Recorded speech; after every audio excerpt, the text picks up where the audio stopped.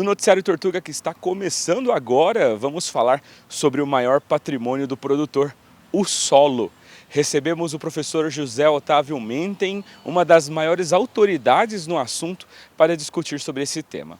E o professor vai nos mostrar como o manejo inteligente do pasto e a recuperação da terra não são apenas obrigações ambientais, mas também estratégias mais eficientes para garantir lucro, longevidade e resistência para o seu negócio.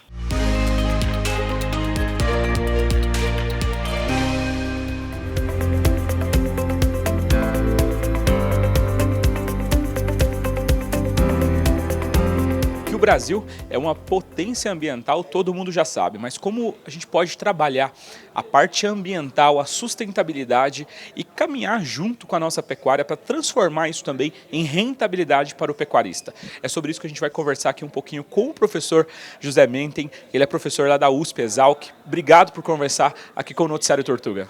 É um grande prazer estar com vocês. O prazer é todo nosso.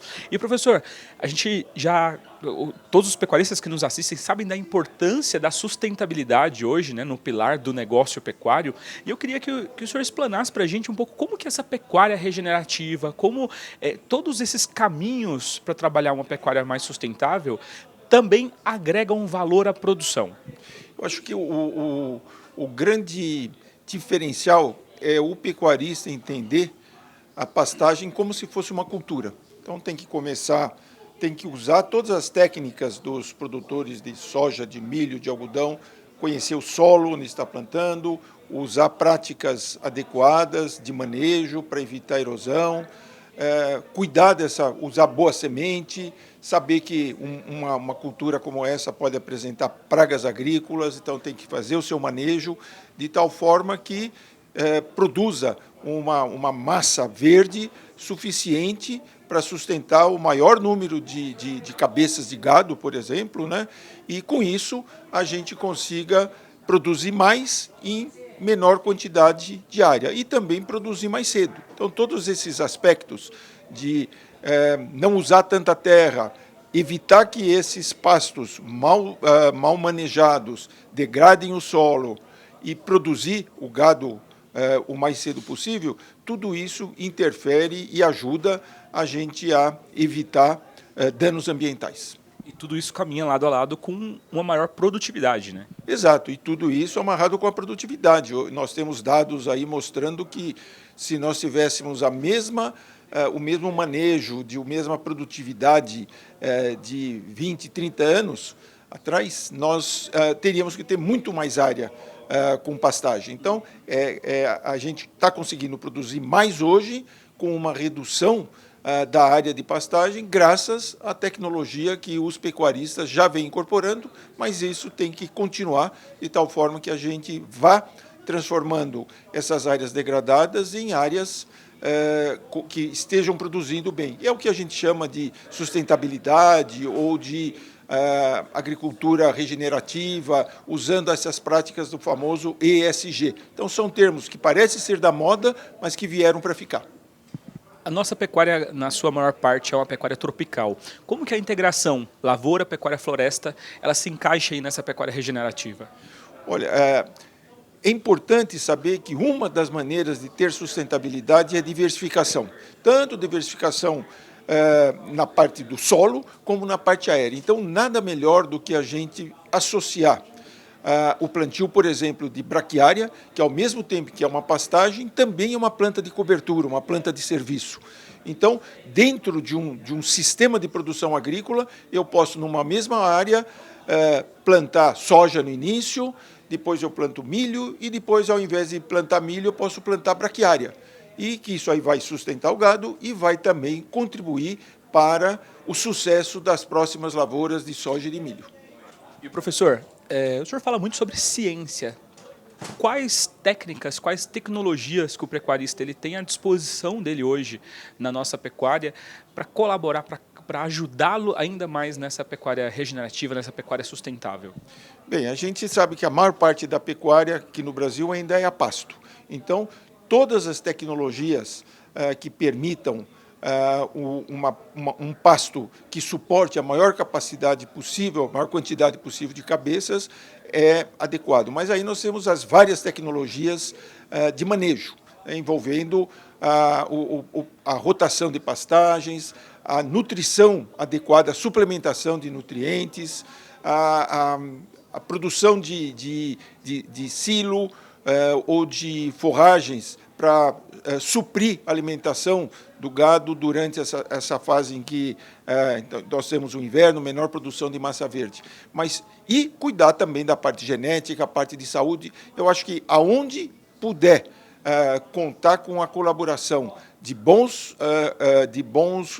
técnicos, que levem consultores, que levem toda a tecnologia, desde a genética até as práticas de manejo, as práticas agronômicas, todos eles devem ser incorporadas para que o agricultor, em cada caso, não existe também uma receita, né? Mas em cada caso ele use as melhores práticas, as boas práticas agrícolas para ter um maior sucesso. Isso, além de trazer um sucesso financeiro, também vai contribuir muito para os aspectos ambientais que hoje é extremamente necessário e que vão cada vez mais ser exigidos pelos mercados, não só interno, mas para todo o mercado que importa carne brasileira, e o Brasil é um destaque hoje como um dos grandes produtores de carnes em geral, particularmente da carne bovina.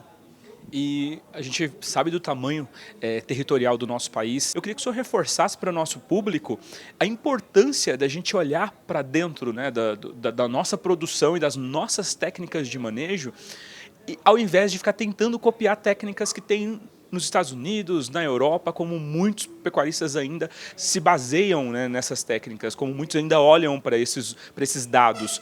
A importância da gente olhar para o nosso estudo científico. Exato. É lembrar que, realmente, até a década de 70, nós tínhamos uma agricultura que não era tão tecnificada, né? A partir dessa década de 70, com a criação da Embrapa, com o melhor treinamento dos nossos técnicos, que foram mandados para o exterior, onde adquiriram os conhecimentos básicos, hoje nós temos uma equipe de pesquisadores, de acadêmicos, e o nosso agricultor, ele também incorporou muito conhecimento. Então, é importante a gente saber que uma agricultura que foi adaptada aqui para o Brasil. Antigamente a gente falava que o cerrado nem dado nem herdado. Então era visto como uma área que não possibilitava a agricultura. E hoje é o maior produtor do Brasil. O estado do Mato Grosso, que caracteriza todo o cerrado, é lá que a gente produz soja, milho, algodão, gado, e tem outras possibilidades. Já está entrando a parte de Matopiba agora também, né, crescendo. Exato. Então são muitas regiões do Brasil que devem ser exploradas, mas nós não podemos copiar isso de uma agricultura tropical. Nós temos que investir mais em pesquisa, em conhecimento, e esse conhecimento é gerado hoje tanto em empresas públicas, mas também em empresas privadas. Nós temos empresas privadas que estão gerando alta tecnologia, né, soluções que a gente junto deve levar isso daí com clareza. O agricultor tem que estar preparado para assimilar essas tecnologias e, com isso, ele obter maior êxito financeiro, mas também contribuir para esses compromissos que o Brasil vem assumindo, como agora recentemente na COP30, de mostrar que a agricultura, além de produzir, o Brasil ser um dos líderes em termos de exportação de produtos do agronegócio, de ter o maior saldo da balança comercial do mundo. Então a gente exporta muito mais do que importa, mas nós temos que atender, saber que o cliente é importante. Então temos que saber o que eles querem e entregar um produto de qualidade. Isso só pode ser feito com tecnologia, com conhecimento, com inovação, e isso exige investimentos em pesquisa e desenvolvimento, não só público, mas também privado. Com certeza. E não poderia deixar de encerrar essa entrevista aqui sem trazer também o tópico nutrição aqui para a nossa conversa. Quando a gente fala em boas pastagens, quando a gente fala em tecnologia, a gente também está falando aí nessa nutrição, como que ela agrega também para a nossa pecuária, que é, como o senhor mesmo mencionou, que é uma pecuária aí, na sua grande maioria ainda a pasto, como ela vai agregar lucratividade e sustentabilidade para o negócio desse pecuarista? Esse que eu acho que é o pulo do gato, né? O produtor da pecuária, ele tem que se ver como se fosse um produtor de soja, milho, etc., né? Que estava aberto à absorção dessas novas tecnologias. Então, se ele começar a fazer análise de solo, saber que hoje nós temos uma visão diferente do que era no passado. Antes, o solo para a gente eram só características físicas e químicas. Hoje, nós temos as características biológicas do solo que tem que ser contemplado. Nós temos um mercado de bioinsumos crescendo muito aqui no Brasil. Então, o pecuarista deve estar atento a todas essas novidades e, com isso, ele obter maior êxito. E isso aí vai possibilitar, inclusive, estimular as empresas que desenvolvem novas variedades de pastagens, não só em braquiária, em pânico, mas toda a gama de forrageiras tropicais, forrageiras de clima temperado, e saber que a integração lavoura-pecuária-floresta talvez seja uma solução. Então, em cada caso, tem que ser estudado e, com isso, o agricultor tomar uma decisão que seja a melhor possível. Com certeza. Professor José Otávio Mentem, aqui no nosso Noticiário Tortuga, muito obrigado mais uma vez aqui pelo seu tempo conosco. É um prazer estar aqui e desejar a todos vocês aí sucesso, né? Nós precisamos de cada empresa para trazer a tecnologia e, com isso, o Brasil se consolidar de fato como o grande produtor rural, mas sempre respeitando o meio ambiente.